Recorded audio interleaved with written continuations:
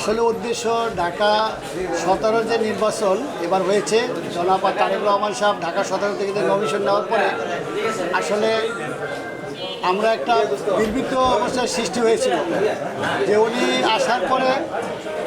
আসার পরে দেখলাম যে অনেক মানুষ আগ্রহ ছিল বা যাই ছিল ওইভাবে অনেকে কাজ করে নাই বা আমরা ওইভাবে আগাইতে পারি নাই। আর এখানে জামাতের একটা পরিকল্পনা ছিল, সারা ঢাকা শহরে জামাতের পরিকল্পনা ছিল যে ঢাকায় কোনো সিট দিবে না, তাদের পরিকল্পনা ছিল। আমাদের নেতাকর্মীরা বা আমরা যারা, আমি সাবেক, তারপরে আমরা উদ্যোগ নিয়ে কাজ করেছি। খালি আমি না, আমার সাথে দলের যত লোকজন আছে তারা কাজ করেছে ঢাকা 17 জন্য, এবং আমার যুব দলের সাবেক নেতারা, আমি আমার পরিবারে, আমার ওয়াইফ, আমার ছেলে মেয়ে, ভাইস্তা ভাইগনা, আত্মীয় স্বজন নিয়ে এবং আমার দলীয় অনেক লোক নিয়ে, অনেক পোস্ট পদবি নাই, তাদেরকে নিয়ে আমি কাজ করেছি ঢাকা 17-তে। কেন কাজ করেছি? যেহেতু এই বলতে আইতেছে হ্যালো, কেন কাজ করেছি? যে এখানে আমাদের চেয়ারম্যান সাহেব দাঁড়াইছে, ভারপ্রাপ্ত চেয়ারম্যান ছিল জনাব তারেক রহমান সাহেব, তার মাও নাই বাবাও নাই।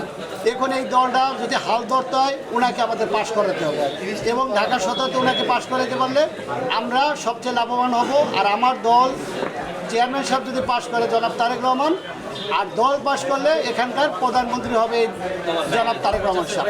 যার কারণে আমরা জান প্রাণ দিয়ে যতটুকু পারছি, আমি, আমার ছেলে মেয়ে, আমার ছোট নাতি বন্ধু কাজ করছি, এবং আমার লোকজন নিয়ে আমরা প্রচুর কাজ করেছি। জামাত যে নকশা করেছিল, আল্লাহর রহমতে সেই নকশা আমরা, তাদের নকশা আমরা রাখতে দিই নাই, আমরা জয় হয়েছি, যে কোনোভাবে জয় হয়েছি ইনশাল্লাহ। আল্লাহর রহমতে এখানে জনাব তারেক রহমান ঢাকা 17-তে পাশ করেছে এবং উনি প্রধানমন্ত্রী হয়েছে। আপনারা দেখেছেন এই অল্প কয়েকদিনের ভিতরে তার যে কালচার, তার সামনে কীভাবে তার প্রটোকল লাগে না, কীভাবে সে দেশকে আগাবে, কীভাবে সামনে আগামীতে সে দেশকে উন্নত করে নেবে, সেই আশা আছে।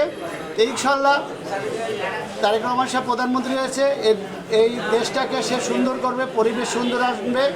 যারা এই বিগত আমাদের 5 আগস্টের পর যারা জুলাইয়ের পর যারা এখানে অনেক লোক চাঁদাবাজি করেছে, দলের বদনাম করেছে, আমি মনে করি জনাব তারেক রহমান সাহেব আপনি সব জানবেন। কিভাবে জানবেন? আপনার কাছে এনএসএল লিস্ট আছে, কারা চাঁদাবাজি করেছে, কারা আপনার বদনাম করেছে, এই দলের বদনাম করেছে। সেই দলের বদনাম হাতে গোনা শতকরা 2 জনে করেছে, 5 জনে, সেই জন্য আর বাকি জনের দায়বদ্ধ নেবে না।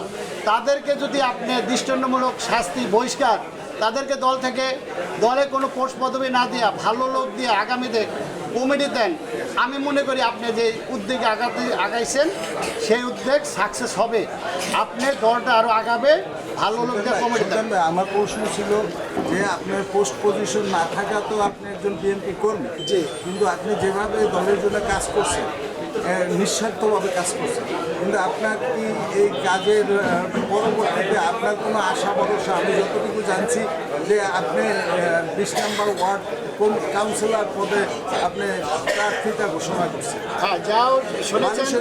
হ্যাঁ, আলহামদুলিল্লাহ, আমি কাজ করেছি জনাব তারেক রহমান সাহেবের জন্য, দলের জন্য। আমি আমার পোস্ট পদবি না থাকাতো আমার যে পোস্ট পাওয়ার কথা সেই পোস্ট আমাকে দেয়নি, আমাকে বঞ্চিত করেছিল। যাক, সেটা ভাগ্যের ব্যাপার বা কমিটির কার্যকলাপে তারা তাদের লোক দিয়েছিল। তারপর আমার পোস্ট না থাকাতো আমি কাজ করেছি জনাব তারেক রহমান সাহেবের জন্য, এবং নিজের অর্থ খরচ করে আমি কাজ করেছি।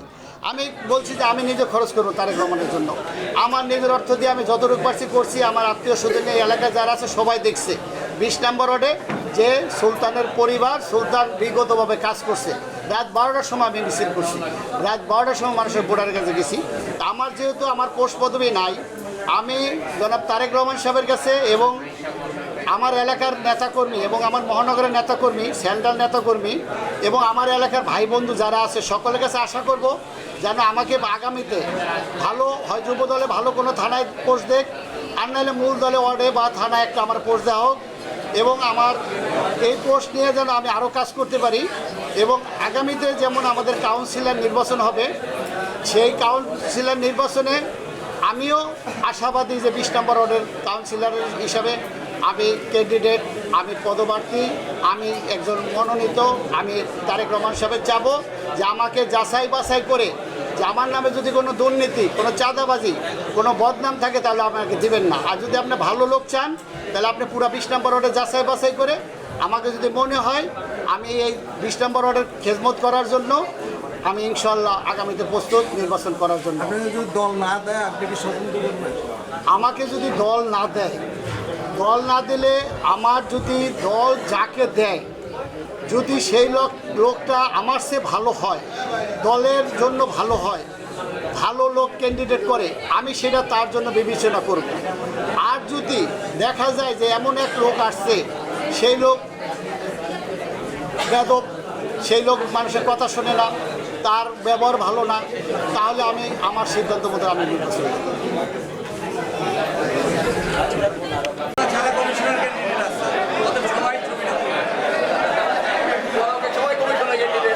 সবাই কমিশনার ক্যান্ডিডেট। এখন যারা বিগত দিনে বিগত 15 বছর যারা রাজপথে ছিল, আমি চাই তারা সকলেই বিএনপি করে এবং তারা সকলেই নির্যাতিত, সকলেই তাদের হলে অধিকার আছে তোমার হলে কমিশনার চাওয়ার মতো। তবে কথা হলো দল যাকে দিবে তার জন্য সবাই এক হয়ে তার পক্ষে কাজ করতে হবে। আমরা এখন আমাদের মহামান্য তারেক ভাই প্রধানমন্ত্রী, উনি মাননীয় প্রধানমন্ত্রী, উনি আমাদের যেভাবে দিক নির্দেশনা দিচ্ছে যে উনি দেখেন এই রোজা রমজানের দিন যানজটের মধ্যে উনি কিন্তু কোনো প্রোটোকল নেয় নাই।